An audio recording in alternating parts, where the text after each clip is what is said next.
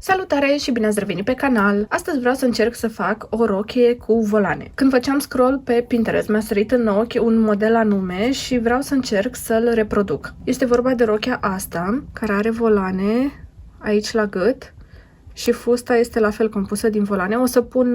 O să pun poza pe ecran ca să nu mă chinui cu telefonul. Când am căutat modelul cu Google Images, mi-a arătat că originalul este de la un butic din Italia. De fapt, nu sunt sigură dacă este butic sau o companie mai mare, dar de acolo este modelul original. Pentru că nu am tipar pentru rochia asta, o să improvizez puțin. Pentru partea de sus o să folosesc tiparul de la o bluză pe care am mai făcut-o, iar partea de jos, fusta, va fi compusă doar din dreptunghiuri. Ca material principal o să folosesc un mix de bumbac cu in. Am mai făcut o bluză din materialul ăsta și mi-a plăcut foarte mult cum se simte. Este foarte moale, vaporos și se așează foarte bine atunci când este încrețit. Pentru partea de fustă voi folosi un batis de bumbac, atât pe post de dublură, cât și să țină al doilea rând de la fusta, al doilea rând de volane, practic. Pentru margini o să folosesc o bandă bie pe care am făcut-o eu. Am folosit un batist de bumbac negru, este foarte subțire și urmează să-l calc cu instrumentul ăsta de format bandă bie. Pe site, la rochea originală, scrie că au folosit gabardină pentru marginea materialului, dar eu am vrut să folosesc un material pe care îl aveam deja, să nu mai cumpăr ceva nou și aveam batistul ăsta de bumbac pe care oricum trebuia să-l folosesc. Așa că am folosit tutorialul de la Jerry in Stitches ca să fac bandă bie. Așa că m-am pus pe tăiat și construit și am făcut. Și apoi am făcut mai mult. Și apoi încă mai mult, până am ajuns la teancul de aici. O să dureze o veșnicie să calc toată banda asta, dar asta e când vrei să urmezi un model anume. O să încep cu formarea penselor pe față și pe spate.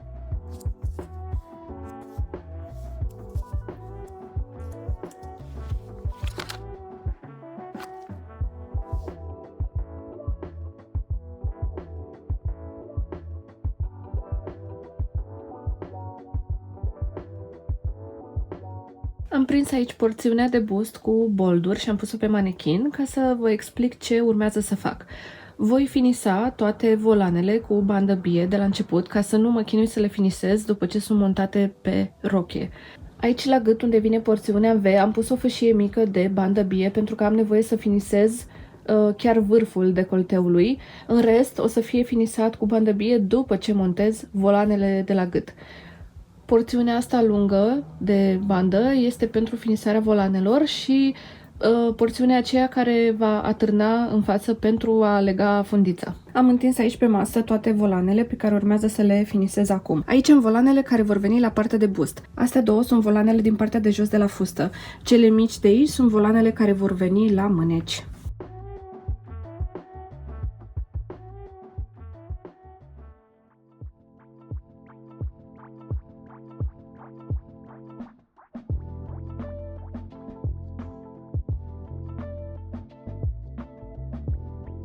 Marele avantaj atunci când faci parte dintr-un grup de croitorie este că întotdeauna se va găsi cineva care să te ajute cu o anumită operațiune unde înainte ai avut dificultăți. Urmează acum să fac o cusătură de însăilare la mașină și vreau să vă arăt o metodă pe care am învățat-o de la o doamnă dintr-un grup de croitorie. Am setat lungimea cusăturii la cel mai mare pas. Am aici numărul 5, este cel mai mare de la mașina mea de cusut. Apoi am setat tensiunea aței de sus la cea mai înaltă valoare. Acum urmează să apăs pe pedală, să încep să cos, dar în același timp o să țin de ața de sus. O să țin așa cu degetele. Toată combinația asta face ca materialul să fie adunat foarte ușor, nemai fiind nevoie să facem operațiunea asta manual.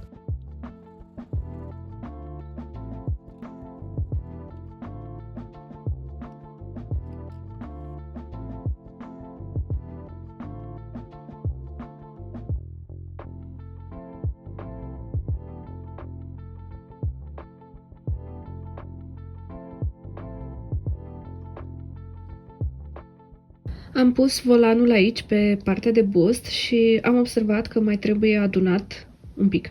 O să trag de ața de la bobină, adică cea de jos, este cea verde de altă culoare, nu știu dacă se vede până acolo, ca să mai adun un pic și să fie la fel de lung precum deschizătura de la gât. Cam așa se vede volanul, l-am pus aici, pe manechin.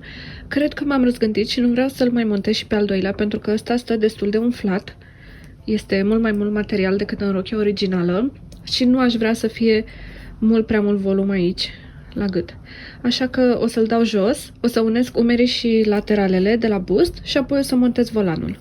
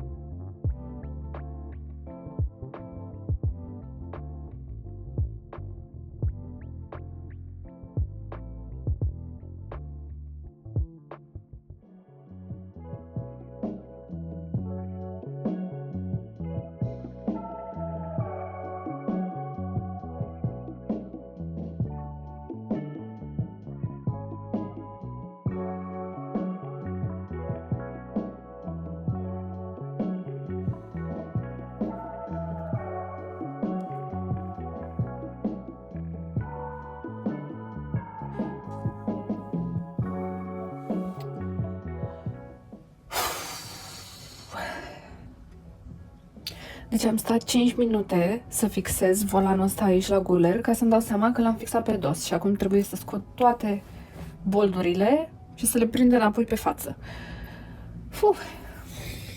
Hai.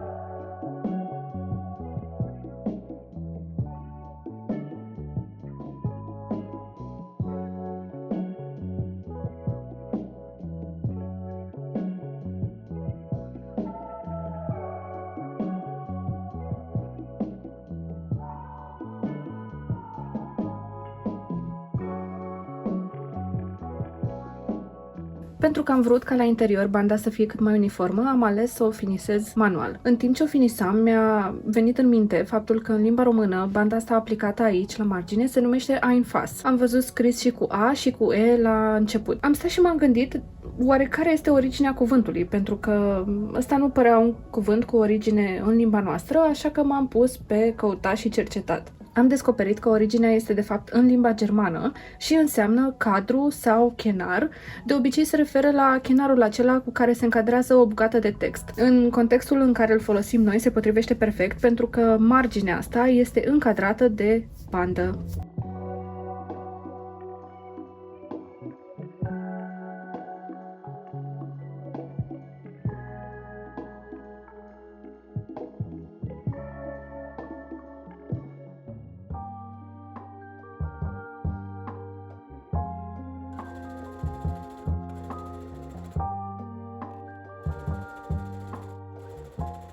Am folosit cusături franțuzești ca să închid lateralele de la mâneci, de la manșete și de la cele două volane care vor veni jos în partea de la fustă. Acum urmează să atașez bandă bie la manșete și la cele două volane de la fustă.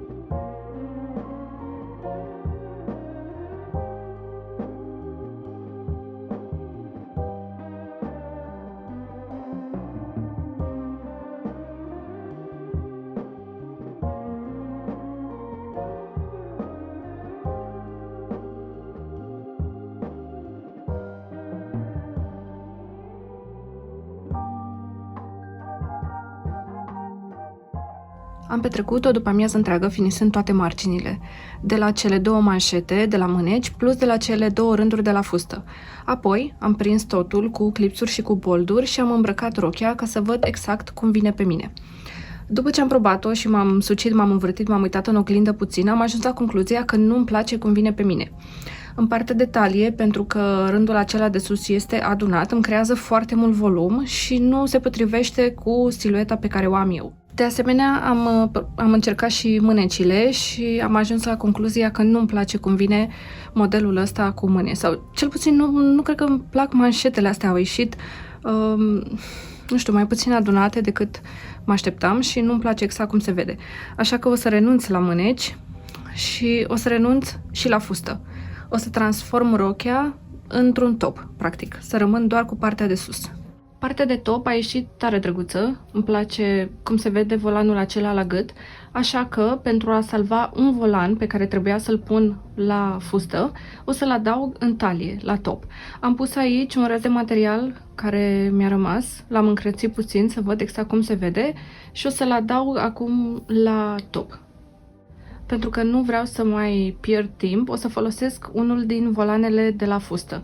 O să-l tai la dimensiune.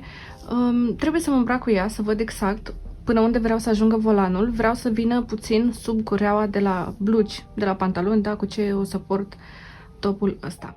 De asemenea, având în vedere că renunț la mâneci, o să finisez deschizătura de acolo cu puțină bandă bie făcută din același material. Mi-a rămas în trecut de la un alt proiect.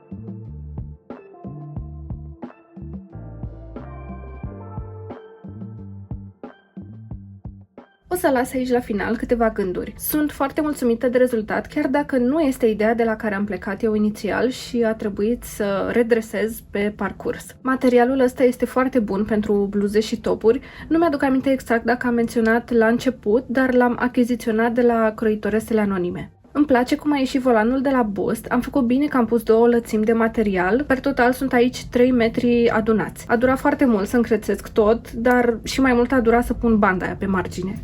La volanul din talie, în schimb, am o mică eroare, o mică greșeală acolo. Pe partea din față, cred că în stânga, dacă mi-aduc aminte bine, am vreo 3 cm care sunt neadunați. Cred că mi-a alunecat materialul sub picioruș. Problema este că n-am observat atunci când am cusut, nici măcar după când am pus bluza la spălat, am observat abia acum când editam videoul. Oricum este ușor de reparat, trebuie doar să am chef să repar. Cam asta a fost pentru videoul de azi, vă mulțumesc că ați fost alături de mine și ne revedem la următorul video!